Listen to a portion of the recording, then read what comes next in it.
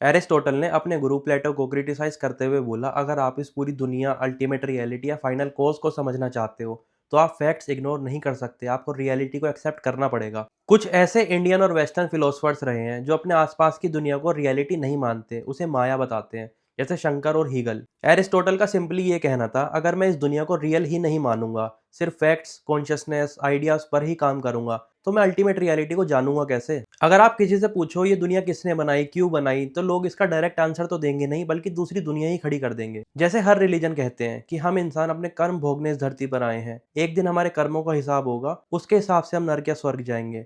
और ये विश्वास इतना पक्का है कि इस्लाम और क्रिश्चियनिटी में इंसानों को दफनाया जाता है, क्योंकि वो यकीन करते हैं कि एक दिन डे ऑफ जस्टिस होगा, कयामत का दिन होगा, जिस दिन हमारे कर्मों का हिसाब होगा, उसके हिसाब से हम हेल या हेवन जाएंगे। एरिस्टोटल का सिंपली ये कहना था कि हमें दूसरी दुनिया खड़ी करने की जरूरत नहीं है। अगर हमें इस दुनिया की फाइनल कोज को समझना है तो हमें इस दुनिया को पहले समझना पड़ेगा। और किसी भी चीज की रियलिटी को समझने के लिए हमें पहले मेटीरियलिस्टिक पर्सपेक्टिव को डेवलप करना पड़ता है। मुझे ओशो की एक बात अच्छी लगती है कि हमने आज तक मंदिर तो बना लिए पर उनका बेस तैयार नहीं करा, सिर्फ ख्यालों के मंदिर बनाए, क्योंकि हमने रियलिटी को कभी एक्सेप्ट ही नहीं करा, माया बोलकर साइड कर दिया। और वहीं वेस्ट पहले नास्तिक बना, उसने रियलिटी को डिनाई नहीं करा बल्कि उसको समझा, जाना, उस पर काम करा। आप खुद नोटिस करना, इंडियन फैमिली और सोसाइटी के अंदर ज्यादा पैसा कमाना, ज्यादा कामयाबी, इसको अच्छी नजर से नहीं देखा जाता। आप खुद नोटिस करना, जितने भी ट्रेंडिंग बाबा हैं सब एक ही बात पर जोर डालते हैं कि चीजों को भोगना गलत है, हमें चीजों को नहीं भोगना चाहिए, भोग से दूर रहना चाहिए, सिर्फ नाम जप करना चाहिए, नाम जपते रहना चाहिए। पर सोसाइटी एज अ होल को नाम जपने से कुछ ज्यादा फायदा नहीं होने वाला, क्योंकि जो मोरल आदमी होता है ना, वो हर कंडीशन में मोरल होता है। किसी ने सोचा भी नहीं होगा नोम चोम्स्की का नाम एप्स्टीन फाइल में आएगा। और ये लोग ही आपको ख्यालों की दुनिया में बांध कर रखते हैं, पाप और पुण्य से आपको डराते रहते हैं। थोड़ा खुद सोच कर देखो, क्यों किसी कास्ट को, जेंडर को मार्जिनलाइज या डिप्राइव करा जाता है? ताकि हम उनसे सर्विस ले सके।